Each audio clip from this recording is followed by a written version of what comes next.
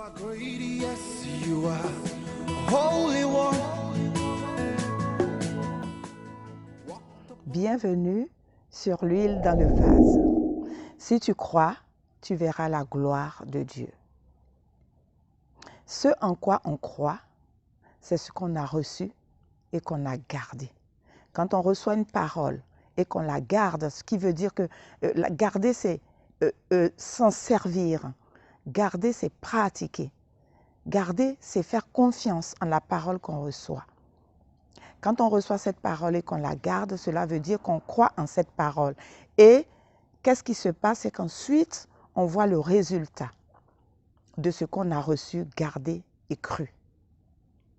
Voyons un peu aujourd'hui l'histoire qui est racontée dans le livre de Jean au chapitre 11. L'histoire de deux sœurs et un frère, Marie, Marthe et Lazare. La Bible nous dit que Jésus les aimait tous les trois. Et voilà qu'un jour, Lazare tombe malade. Les sœurs envoient dire au Seigneur, celui que tu aimes est malade.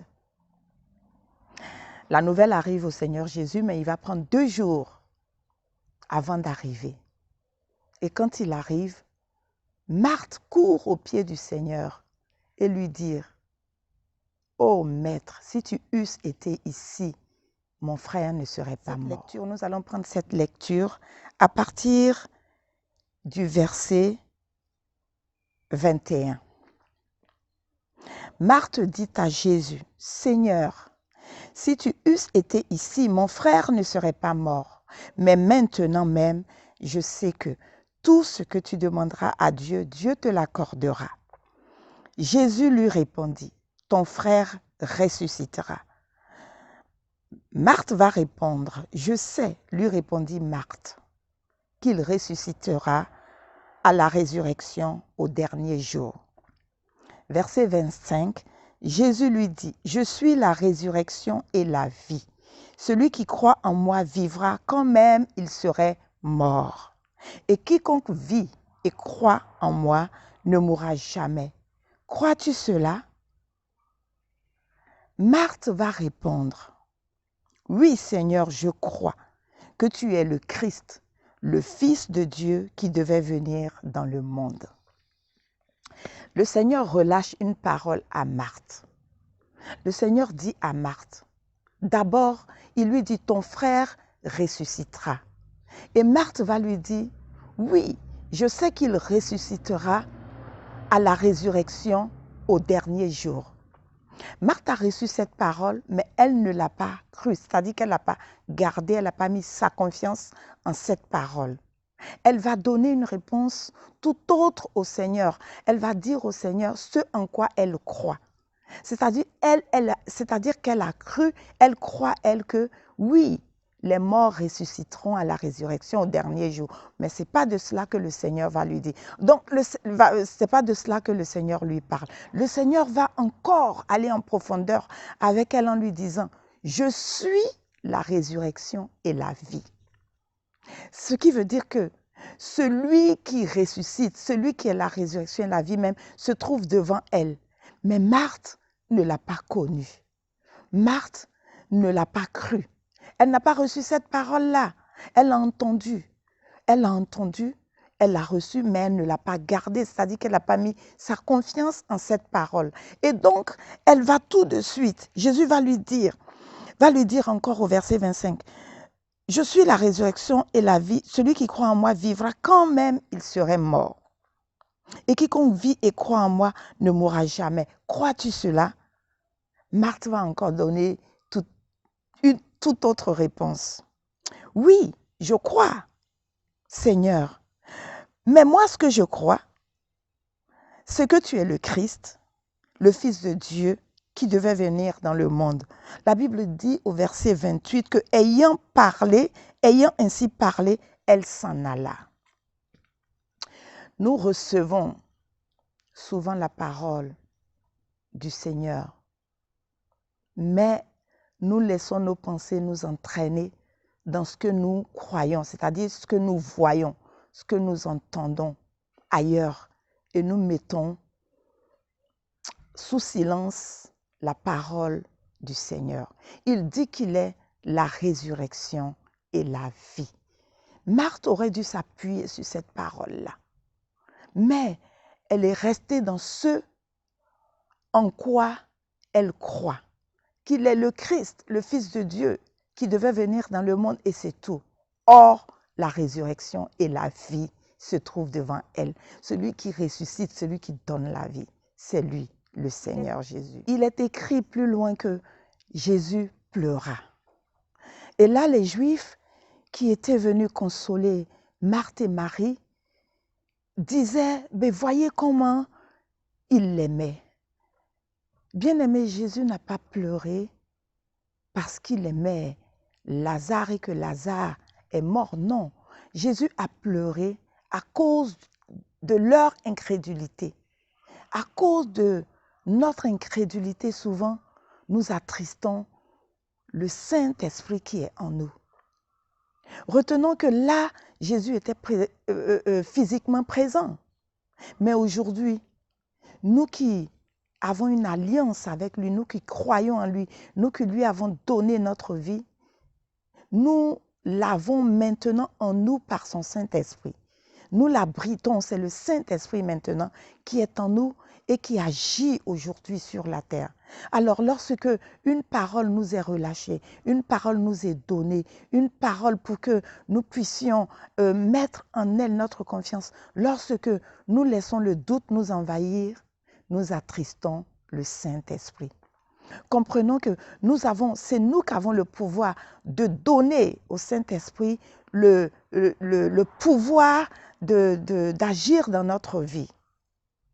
Si cette parole que nous recevons, nous ne la gardons pas, nous la mettons en sourdine, sachant que le Saint-Esprit est attristé et le Saint-Esprit ne peut pas travailler dans notre vie. Là, le Seigneur Jésus était encore physiquement présent et donc il a voulu manifester sa gloire, montrer à ceux qui étaient là qu'il est réellement la résurrection et la vie. Et on va voir ça dans sa prière, même bien avant, lorsqu'il a dit, pour expliquer combien Marthe n'a pas cru à la parole du Seigneur. Regardons un peu, lorsque Jésus arriva, lorsque Jésus fut arrivé là où était, lorsque il est écrit, au verset 32, que lorsque Marie fut arrivée là où était Jésus et qu'elle le vit, elle tomba à ses pieds et lui dit, « Seigneur, si tu eusses été ici, mon frère ne serait pas mort. » Jésus, la voyant pleurer, elle et les Juifs qui étaient venus avec elle, frémit en son esprit et fut tout ému. Et il dit, « Où l'avez-vous mis ?» Seigneur, lui répondirent-ils, « Viens et vois. » Jésus leur dit, « Où l'avez-vous mis ?» Ils disent, « Seigneur, viens et vois. » Viens et vois, ce qui veut dire que on te dit qu'il est décédé, il n'est pas là, il est mort. Et peut-être que toi, tu ne crois pas, viens et vois.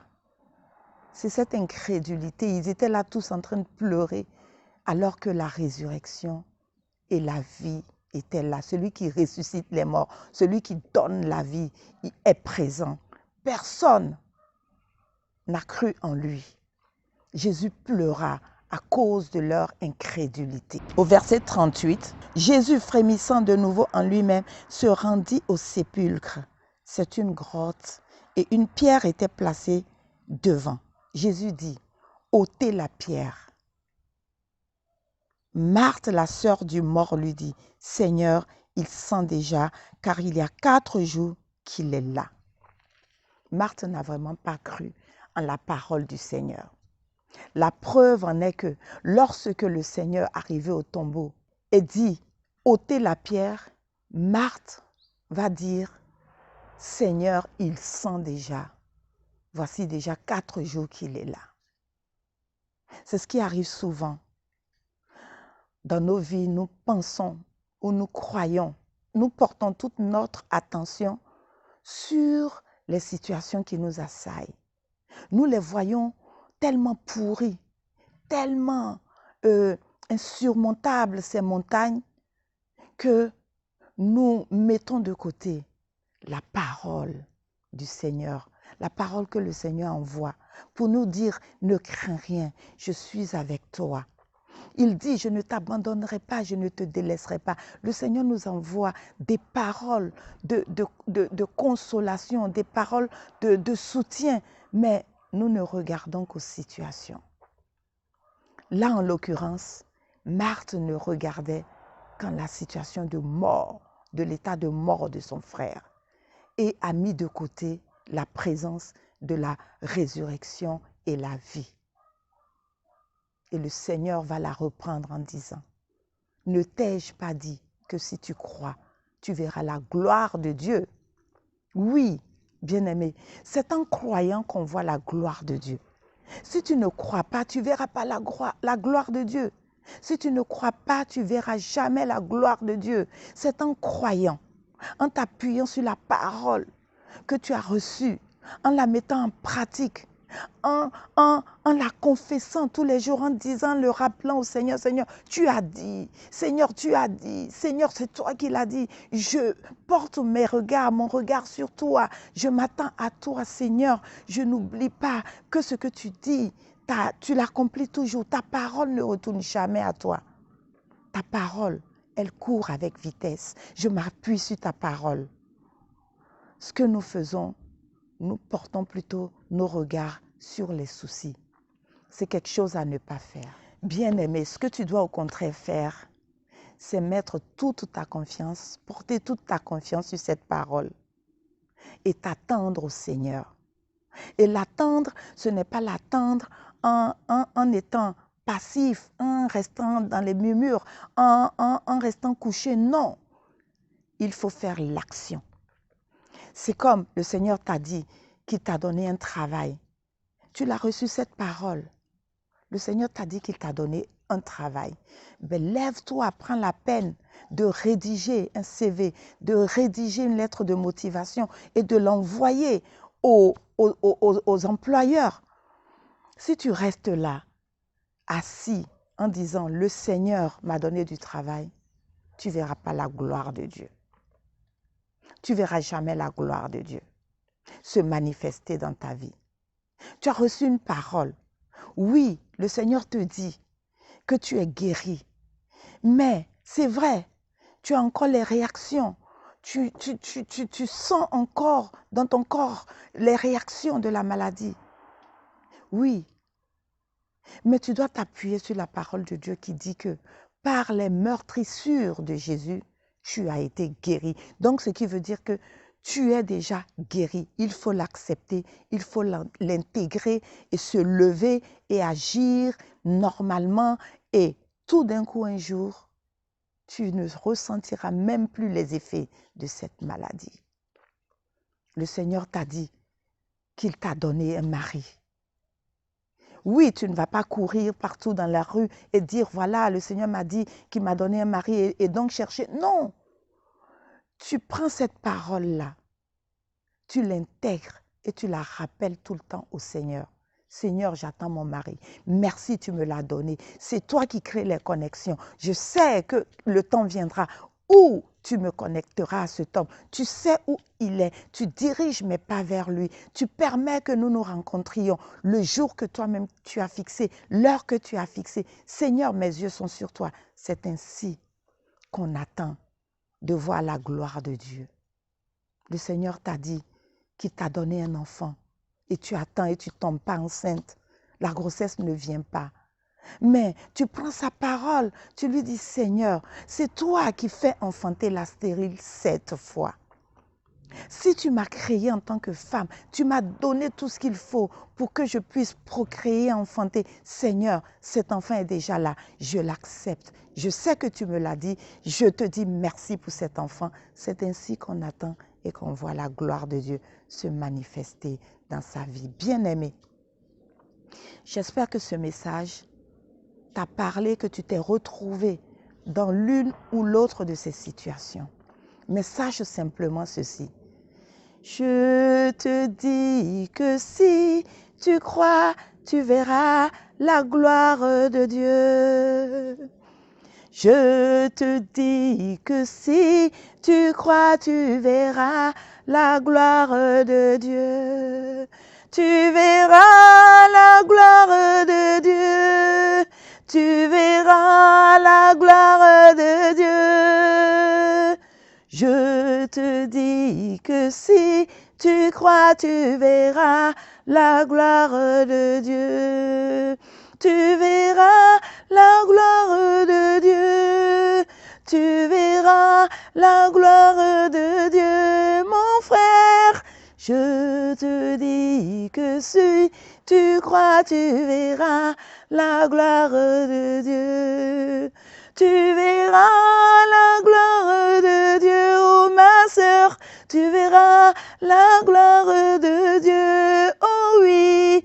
Je te dis que si tu crois, tu verras la gloire de Dieu. Oui, si tu crois, tu verras la gloire de Dieu. Fais comme Bartimée l'aveugle. Il a entendu que Jésus, le fils de David, passait. Il a entendu qu'il guérissait. Bartimée s'est levé. Il a crié plus fort que les voix qui essayaient de l'étouffer. Il a crié, fils de David, aie pitié de moi. Les gens le retenaient, mais non, il a crié encore plus fort. Bien-aimé, c'est ce que tu dois faire. La voix, la parole de Dieu doit aller plus haut que les paroles des situations que tu vis. La parole de Dieu peut monter encore plus haut et doit monter encore plus haut. La parole de Dieu doit être au-dessus de ce que tu ressens, de ce que tu penses. Car c'est ainsi que tu verras la gloire de Dieu se manifester dans ta vie. Merci d'avoir écouté ce message. Et si ce message t'a plu, bien-aimé, partage-le. Partage-le afin de donner aux âmes en détresse, aux âmes attristées, de voir la gloire de Dieu se manifester dans leur vie. Si tu as déjà donné ta vie au Seigneur Jésus, eh bien c'est une bonne chose. Continue de croire et de t'appuyer sur la parole de Dieu. Et si tu ne le connais pas, si tu ne l'as pas reçu, c'est très simple. Là où tu es, que ce soit dans ta chambre, que ce soit dans ton salon, que ce soit dans ton bureau, que ce soit dans la rue, que ce soit dans ta voiture, dis simplement, Seigneur Jésus, je crois que tu es le Fils de Dieu. Tu es le Seigneur et le Sauveur qui a été envoyé pour sauver l'humanité. Aujourd'hui, j'ai entendu parler de toi. Je veux aussi rentrer dans cette alliance avec toi. Je te donne ma vie. Change ma vie. Je veux voir ta gloire se manifester dans ma vie. Je t'accepte aujourd'hui comme mon Seigneur et mon Sauveur. Amen. Bien-aimé, tu peux m'écrire à l'huile.dans-le-vase@gmail.com. Partage massivement cette vidéo et donne à une âme d'être au bénéfice de la gloire de Dieu. Demeurez bénis. You are great. You are great. You are great.